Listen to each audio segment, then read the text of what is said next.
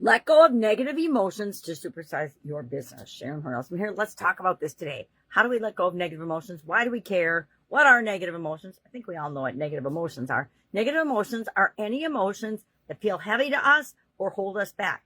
They don't just impact us, they impact everybody else in our business. Have you ever noticed if you're in a bad mood at work or in your office, you got a skull on your face, people will just walk by your office door and they won't pop in and talk to you when they had something that they obviously walked by your office door to talk to you about in the first place? I might have experienced that once or twice in my life and in my career, both corporate and non-corporate, running my own businesses. So we want to identify negative emotions as soon as we can possibly identify them, right? In ourselves and in other people as well. In conversations, we want to know if people are feeling anxious, stressed out, fearful, scared, panicked, uncomfortable, miserable, hating, etc. We want to know if they're being impacted by any of these negative emotions so that we can help them to realize the impact that they have and these feelings have on them when they're trying to go about and do their job and help us grow and build and supersize our business, both employees as well as our customers. If we understand our customers' emotions and emotional cycles, we can find ways to alleviate their negative emotions, enhance their positive emotions, and make them, help them, literally, really help them. That's why we're in business, to solve their problems and make their life better and create the life they want, just like we're building our business to create the lives that we want. So what are some ways we can go about letting go of these negative emotions and, or at least dealing with them to the extent that they don't negatively impact our business, our decision making, our ability to grow and build and supersize our business? And I don't remember where I learned it. It's been so long. Somehow I came across this 8X, meaning 8 times to release a negative emotion. So one day I came up with this idea. I was in my Italian food manufacturing days, and I was frustrated a lot back then. And I realized that frustration stemmed from me expecting things to be different than they were, which is a story for a whole different day.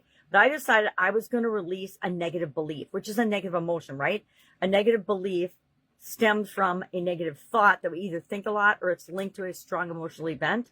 There you go. So it's always tied to emotions. Our thoughts are tied to our emotions and feelings. And the pictures that we visualize in our mind come from our emotions and feelings. Guess what? Everything comes initially from our emotions and feelings. We sense and feel things first, and then we add meaning to them with words and pictures and past experiences that we add and pile on to those things. Anyway, I heard somewhere that 8 times you needed to release something. So I decided one day at work when it was just me that I think it was probably I don't remember what day of the week it was. It doesn't matter. It might have been, I don't know what day, but it was just me at work, or down at my shop, I called it. And I decided I was going to do 8 different letting go strategies. And we're going to go over those tomorrow. I'm going to pull up my old videos. I'm not sure if I'm going to show them or not. I'm not sure how embarrassing they are because they're from before I even started doing video. They were just videos I recorded. I don't even remember what I recorded them on. And so I want to go back and find those. And tomorrow we're going to dig into those deeply because I think it's extremely powerful to take a negative emotion or a feeling or a belief and then do different actual physical fun ways of eliminating and destroying that. To me, it was really powerful. And whenever there's something that comes up that I really want to get rid of, I go through a similar process. I do different techniques, which I'll share tomorrow, but it's really powerful. So if you can find 8 different ways, 8 different creative ways of letting go of this and releasing it. And why do we want to release it? Because until we release a negative emotion and send it on its merry way with love and light or whatever works for you, and turn it into something positive, it will have negative ramifications on us that we cannot even imagine or fathom. And most of us will never think through or meditate along the lines of, or journal or do anything to figure out and untangle how they're actually impacting us. We all do this. It's human nature. So we don't beat ourselves up for it, but the more self-aware we are, the better decisions we make, the better we manage our emotions, the more emotionally intelligent we are. The more emotionally intelligent we are, the better we are in our relationships, interacting with other people, and being better human beings, which is what this year's challenge is all about.